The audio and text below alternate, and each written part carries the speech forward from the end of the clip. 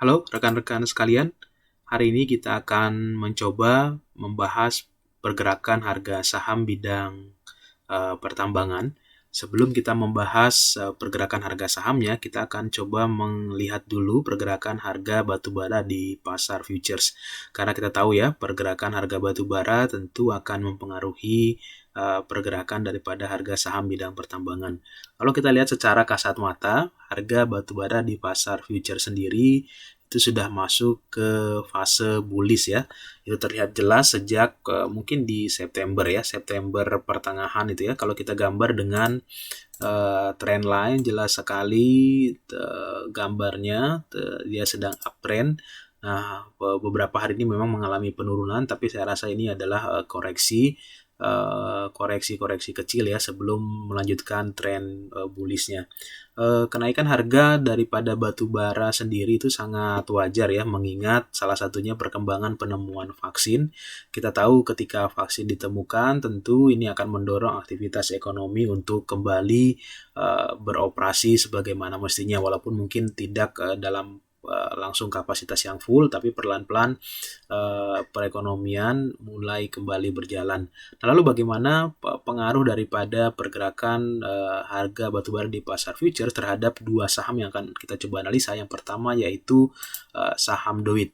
Kalau kita lihat DOIT sendiri, kita mundur ke time frame weekly, itu secara time frame weekly juga sama, jelas sekali kalau saham DOIT ini sudah keluar dari fase bearish-nya ya. Kita lihat sudah berhasil menembus daripada trend line-nya.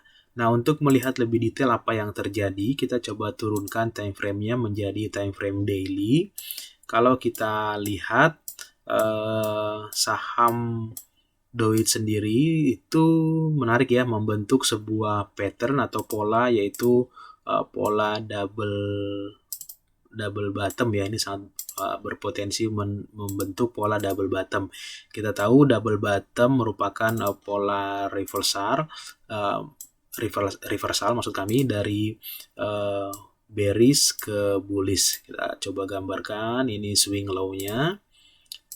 Oke, ini swing low-nya. Jadi kalau ini jadi terbentuk pola double bottom, maka saham DOIT kemungkinan akan naik minimal sampai level ini ya, kira-kira di harga 460-an ya. Ini saham DOIT berpeluang membentuk pattern ini. Nah, kalau rekan-rekan sekalian belum punya saham DOIT, itu titik cut loss yang paling aman itu di mana sih ya? Kita bisa gambarkan titik cut loss yang paling aman itu ada di sekitaran ini. Nah, jadi kalau harganya menembus angka 352, 350, silahkan pertimbangkan untuk cut loss ya rekan-rekan sekalian. Ini untuk saham DOIT. Nah, lalu bagaimana dengan saham Indi? Kalau kita lihat saham Indi sama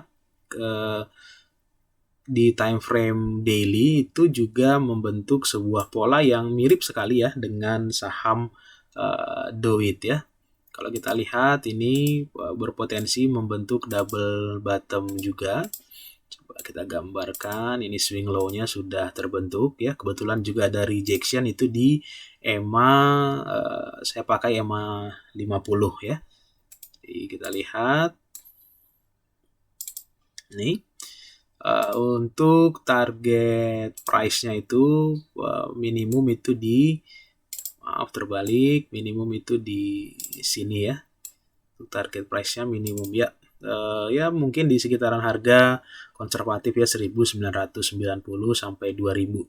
Nah, kalau rekan-rekan sekalian belum punya saham ini, titik cut loss yang paling aman itu ada di kisaran harga ini.